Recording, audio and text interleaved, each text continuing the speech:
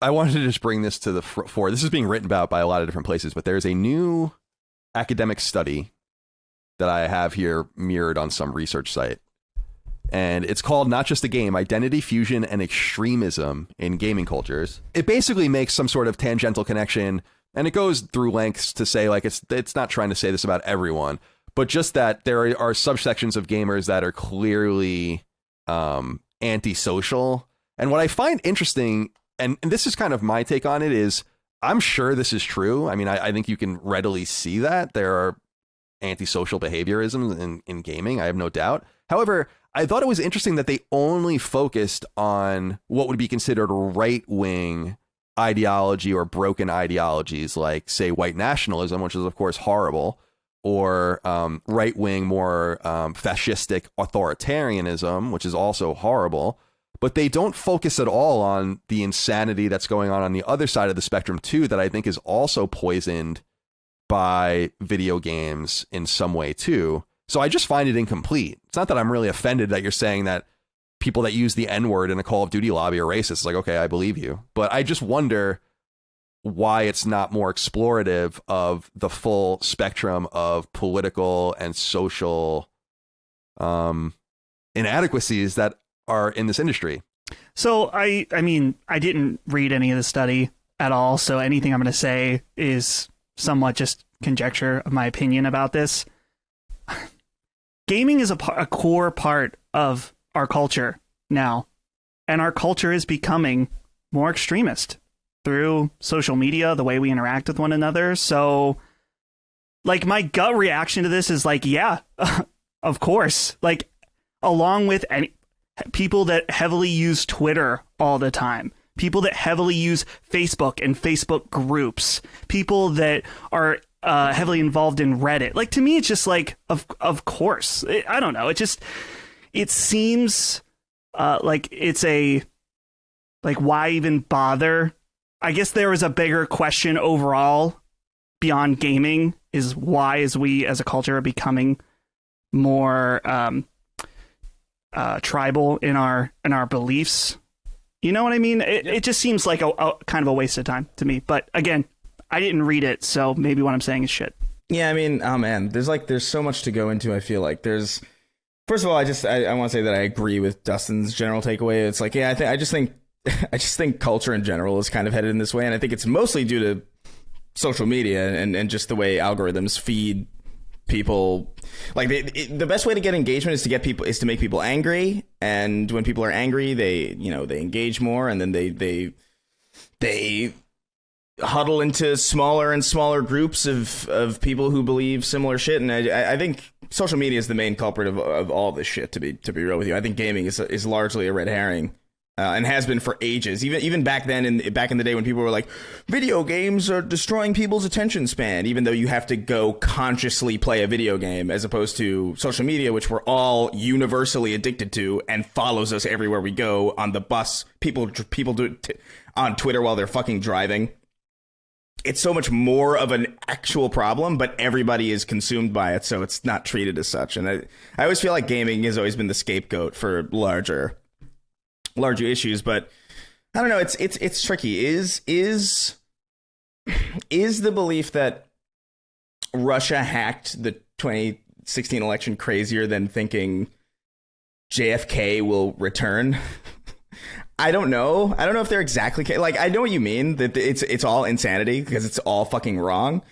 But I guess it's harder to focus on, because if you're playing a Call of Duty game, no one's screaming like, no one's like screaming, there are 50 genders. They're screaming like the N-word and stuff. Right. I think it's the inherent language of these conversations that are a little bit more easy to jump onto and latch onto, because obviously, like, shouting racial slurs is more like surface level toxic than spreading the idea of, like, I don't know, communism through like a basic kind of like, oh, well, this is how this function of government works. And people just aren't really talking about that. I've always felt this way about even meme culture. Have you noticed, like, even like left-wing memes tend to be like really like wordy and really overwrought and really for some reason it's just impossible to do memes in the left-wing format. I don't know why that is.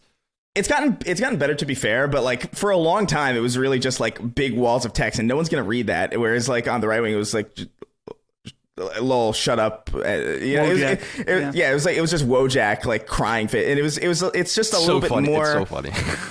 I think the transparency of how obviously insane, like front-facingly insane QAnon is, and how front-facingly bigoted just shouting racial slurs is, versus, you know, the problem with a little bit more extremist left-wing stuff is like it lies a little bit more underneath the surface. And I say that as somebody who is very, very like remarkably left-wing, you know.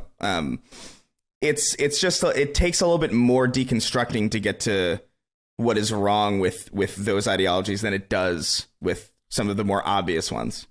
And I think that's why these things kind of tend to focus these in this direction, not necessarily because there isn't also just a general bias, because I do think in the gaming,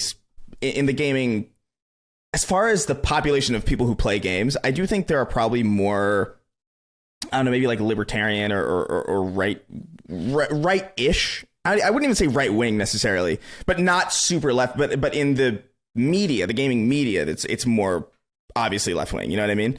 So I feel like there's this divide, and so this study isn't about journalists. You know what I mean?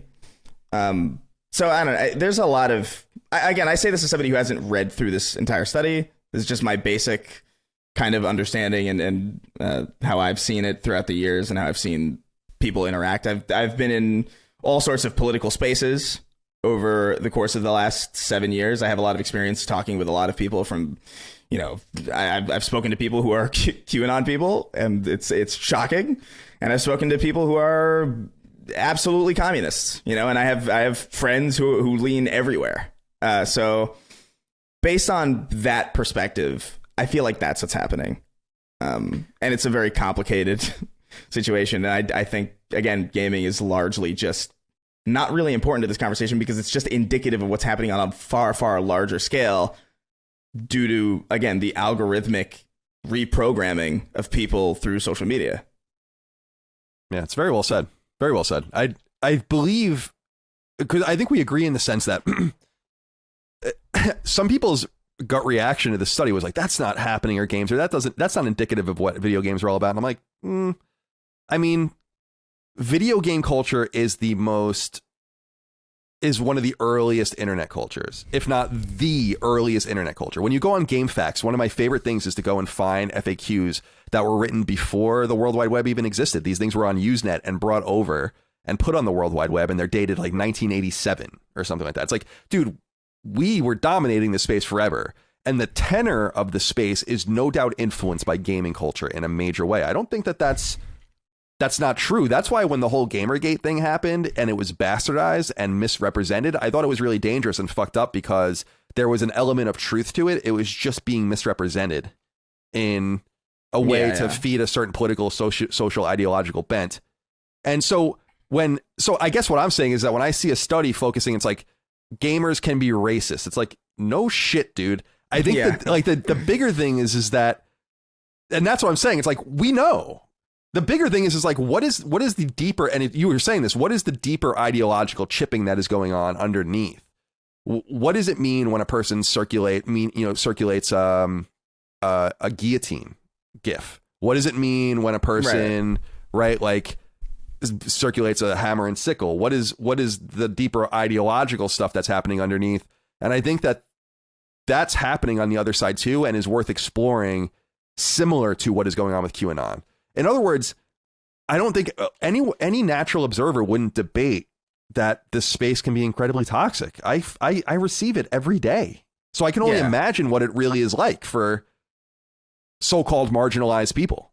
You know, It's hard to, you can't really attack me for being a white male. You can if you want, but it's the social argument is that it's kind of the pinnacle of carefree existence. And if that is the case, then I'm sure it gets much worse underneath. But I just think it always goes in one direction. And that's all I'm saying. It always goes in one direction. And that was what happened with Gamergate. And whatever that was, I can't wait almost for the 10th anniversary of Gamergate, because even though it's going to be insufferable in a lot of different ways, there definitely will be thoughtful people that will really get into it and maybe deconstruct it for the first time with distance. Maybe. A lot of grifters, a lot of people still circulating today that were lying and telling the lies and people.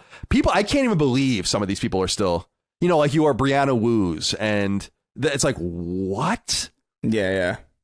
How? It was a very interesting. It's a very interesting time.